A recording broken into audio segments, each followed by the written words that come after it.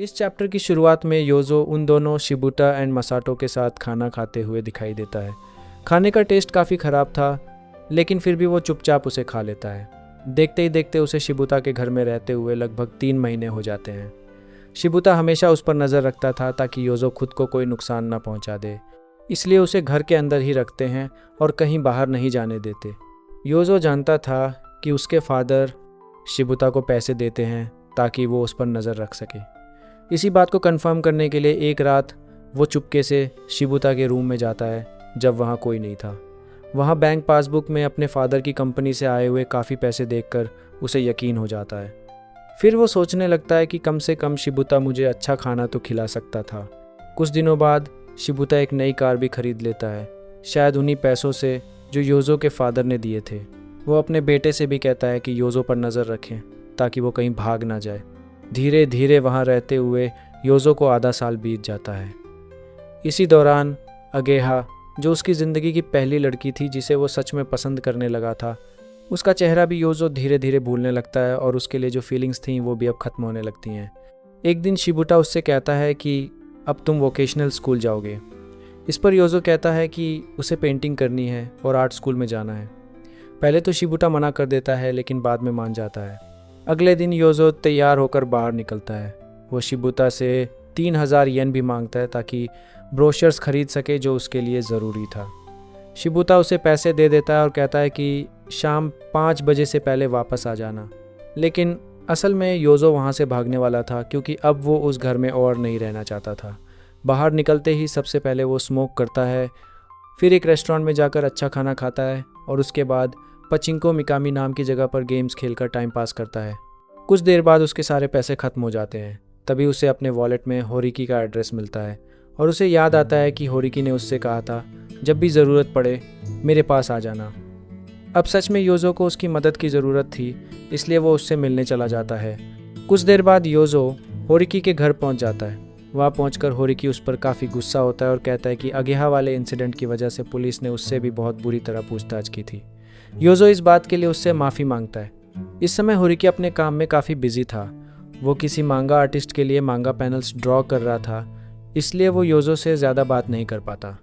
तभी होरिकी की मॉम योजो के लिए सूप लेकर आती है। यहाँ योजो को एहसास होता है कि आखिर वो यहाँ क्यों आया। शायद वो उम्मीद कर रहा था कि होरिकी अब उसे अपने साथ रहने देगा। तभी वहाँ शिजुको टनाका नाम की एक औरत आती है। होरिकी उसी के लिए ड्राइंग का काम कर रहा था। होरिकी उससे थोड़ी देर वेट करने को कहता है क्योंकि उसकी ड्राइंग अभी पूरी नहीं हुई थी। शिजुको वहाँ योजो से खुद को इंट्रोड्यूस करवाती है और बताती है कि वो उसी मांगा आर्टिस्ट के साथ काम करती है जिसके लिए होरिकी ड्राइंग बना रहा है। कुछ देर बाद होरिकी अपना काम पूरा करके उसे शिजुको को दिखाता है और शिजुको को वो ड्राइंग काफ़ी पसंद आती है। साथ ही वो होरिकी को अपने अपकमिंग मांगा सीरियल के लिए भी काम दे देती है। तभी योजो के लिए एक फ़ोन कॉल आता है। ये कॉल शिबुटा का था। वो उससे पूछता है, क्या तुम घर से भाग गए हो?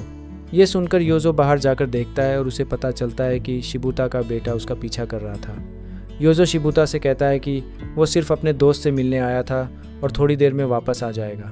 जब होरिकी को पता चलता है कि योजो घर से भागकर आया है, तो वो उसकी मदद करने से मना कर देता है और कहता है कि तुम्हें कहीं और जाना चाहिए। ये सुनकर योजो धीमी आवाज़ में उससे माफ़ी मांगता है और वहाँ से निकल जाता है। वो कहता है कि मेरी वजह से तुम्हें जो भी परेशानी हुई उसके लिए सॉरी। इसके बाद शिबुटा का बेटा भी योजो के पीछे पीछे वहाँ से निकल जाता है। होरिकी अपने घर से उन्हें जाते हुए देख रहा था। जब शिजुको योजो के बारे में पूछती है, तब होरिकी उसे सब कुछ बता देता है कि योजो ने खुद की जान लेने की कोशिश की थी। कुछ देर बाद जब योजो और शिबुटा का बेटा वापस जा रहे थे, तभी योजो उसे धक्का देकर दूर फेंक देता है और वहाँ से भाग जाता है।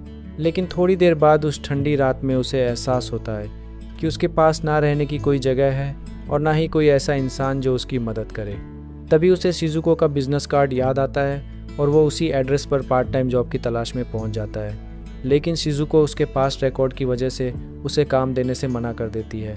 इसके बाद योजो निराश होकर वहाँ से जाने लगता है, लेकिन पता नहीं क्यों शिजुको लगातार उसे देखती रहती है। फिर अचानक वो उसे रोककर खाने के लिए इनवाइट कर देती है। इसके बाद हम उन दोनों को एक रेस्टोरेंट में देखते हैं जहाँ योजो उससे काफ़ी अच्छे तरीके से बातें कर रहा होता है। असल में योजो के पास रहने की कोई जगह नहीं थी, इसलिए वो शिजुको को इम्प्रेस करने की कोशिश कर रहा था ताकि वो उसके साथ रहकर सरवाइव करने, और शिजुको सच में उससे इम्प्रेस भी हो जाती है। इसके बाद योजो उसके और करीब जाने लगता है। यहाँ हमें पता चलता है कि शिजुको का पहले से एक बच्चा है।